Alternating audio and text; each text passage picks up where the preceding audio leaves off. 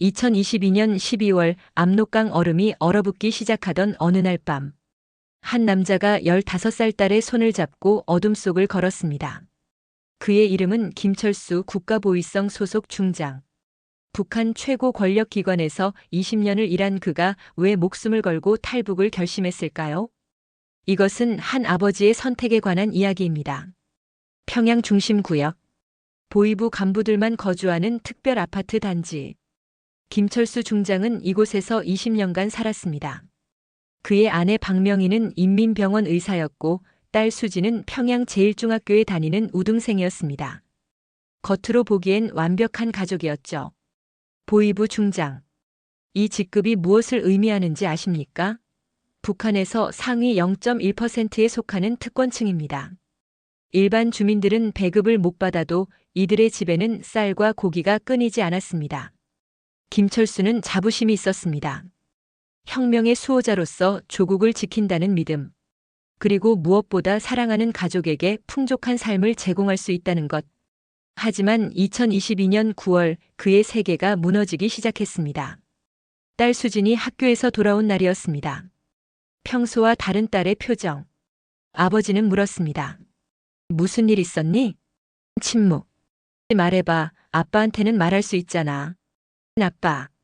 제가 한국 드라마를 봤어요. 그 순간 김철수의 심장이 멎는 듯 했습니다. 보위부 중장인 자신의 딸이 남조선 영상물을 보다니. 북한에서 한국 드라마 시청은 반동사상 유포죄, 정치범 수용 소행입니다. 가족 전체가 연좌죄로 처벌받습니다. 더 큰 문제는 이미 학교 친구가 보위부에 신고했다는 것이었습니다.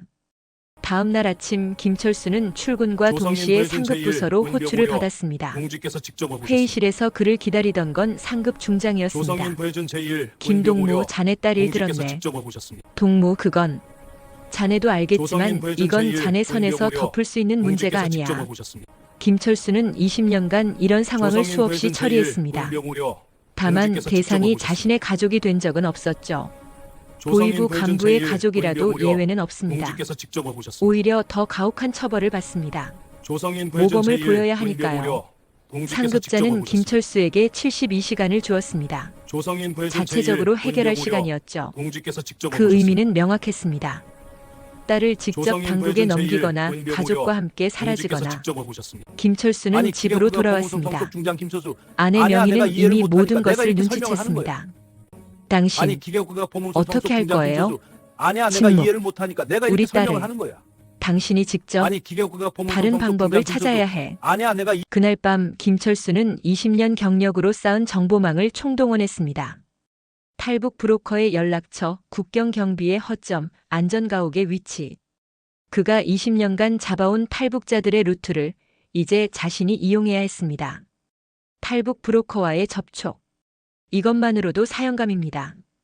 하지만 선택의 여지가 없었습니다. 중국 쪽 브로커에게 암호화된 메시지를 보냈습니다. 답장이 온 것은 12시간 후. 조건은 가혹했습니다. 1인당 1만 달러, 총 3만 달러. 김철수에게는 그런 돈이 없었습니다. 하지만 20년간 보위부에서 일하며 모은 정보는 있었습니다. 다른 고위 간부들의 비리 증거, 중국 사업가들의 비자금 정보. 김철수는 자신의 모든 것을 팔기로 결심했습니다. 충성심도 명예도 과거도. 3일 후 밤 11시 신의주 국경. 강이 얼기 전 마지막 기회. D-3. 김철수는 평소처럼 출근했습니다. 의심받지 않기 위해. 동료들은 몰랐습니다. 그들 앞에서 서류를 검토하는 이 중장이 72시간 후면 역적이 될 것이라는 것을. D-2. 김철수는 가족에게 짐을 최소화하라고 말했습니다. 아빠, 제 인형은 가져갈 수 있어요? 안 돼. 옷 한 벌, 그것도 제일 낡은 것만. 내가 이해를 못하니까 내가 이렇게 설명을 하는 거야. 여보, 우리 사진은 아무것도. 우리가 살아야 나중에 새로 찍지. D-1. 김철수는 마지막으로 부모님 산소에 갔습니다. 그는 무덤 앞에서 무릎을 꿇었습니다. 죽은 부모님께 용서를 구하며 아버지, 어머니, 불효자를 용서하십시오. 저는 이제 역적이 됩니다. 하지만 제 딸만은 제 딸만은 살려야 합니다. 2022년 12월 15일 평양에 첫눈이 내렸습니다.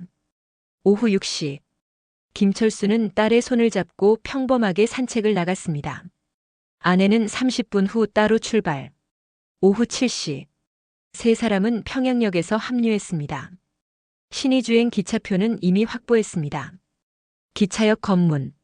이것이 첫 번째 관문입니다. 동모 신분증, 보이부 증명서 제시. 중장 동모 국경 출장이십니까? 그렇네. 급한 업무야. 가족 동반이십니까? 아내가 의사라 현지 보건 점검도 겸하는 거야. 첫 관문 통과. 하지만 이것은 시작에 불과했습니다. 기차는 6시간 동안 달렸습니다. 김철수는 한순간도 눈을 감지 못했습니다. 수지는 떨고 있었습니다. 어머니 명희는 딸을 꼭 안고 자장가를 불렀습니다. 새벽 1시 신의주역 도착.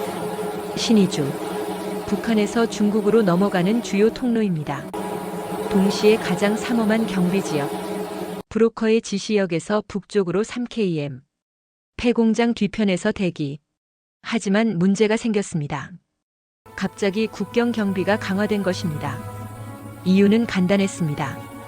바로 전날 다른 탈북자가 붙잡혔기 때문입니다. 폐공장까지 가는 3km. 평소엔 30분 거리지만 이날은 달랐습니다.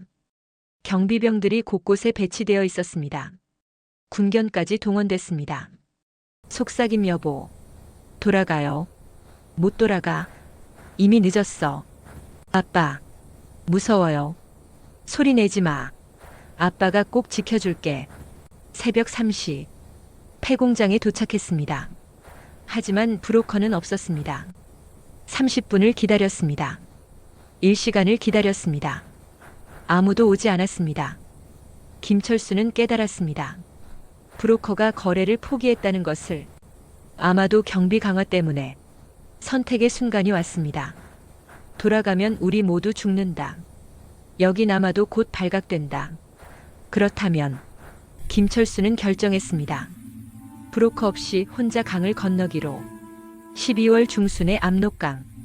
얼음이 완전히 얼지 않은 상태입니다. 밟으면 깨질 수 있는 얼음. 하지만 선택의 여지가 없었습니다. 새벽 4시 30분. 가족은 강둑으로 내려갔습니다. 얼음 위에 첫 발을 내디뎠습니다.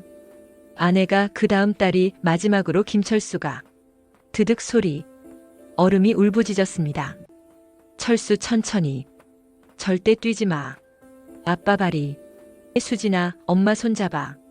강 한가운데쯤 왔을 때 뒤에서 소리가 들렸습니다. 거기서. 국경 경비대였습니다. 탐조등이 그들을 비췄습니다. 사격 준비. 김철수는 외쳤습니다. 뛰어. 총성이 울렸습니다. 한 발, 두 발, 세 발. 얼음이 깨지는 소리. 차가운 물이 다리를 적셨습니다. 하지만 멈출 수 없었습니다. 딸을 끌고 아내의 손을 잡고 그는 뛰었습니다. 중국 쪽 강두까지 남은 거리 50m, 30m, 10m. 탕! 김철수의 어깨에 총알이 박혔습니다. 하지만 그는 멈추지 않았습니다. 마침내 중국 땅에 발을 디뎠습니다. 2023년 3월 서울. 김철수 가족은 6개월간의 여정 끝에 한국에 도착했습니다. 중국에서의 은신, 태국을 거쳐 결국 대한민국으로. 하지만 자유에는 대가가 있었습니다. 김철수는 그날 맞은 총상으로 왼팔을 제대로 쓸 수 없게 됐습니다. 아내 명희는 심한 PTSD를 앓고 있습니다. 딸 수지는 이제 한국 이름 지수로 살아갑니다. 하지만 악몽에서 깨어나 비명을 지르는 날이 여전히 많습니다. 북한에 남겨진 김철수의 형제들은 아마도 정치범 수용소로 끌려갔을 것입니다. 연좌제 때문에. 김철수는 말합니다. 후회하냐고요? 매일 밤 후회합니다. 고향 땅을 배신한 것이, 가족들을 버린 것이. 하지만 다시 그날로 돌아간다 해도 저는 같은 선택을 할 겁니다. 제 딸을 지키기 위해서라면. 2025년 현재 한국에는 약 3만 4천 명의 탈북민이 살고 있습니다. 그들 각자에게는 이런 사연이 있습니다. 목숨을 건 선택, 잃어버린 가족, 그리움과 죄책감. 우리가 당연하게 누리는 자유가 누군가에게는 목숨을 걸어야 얻을 수 있는 것입니다. 이것은 한 고위부 중장의 이야기가 아닙니다. 자유를 위해 모든 것을 버린 한 아버지의 이야기입니다. 본 영상은 여러 탈북자들의 증언을 바탕으로 재구성한 내용입니다. 실제 인물 및 사건과는 무관합니다. 북한 인권 개선을 위한 관심과 노력이 필요합니다.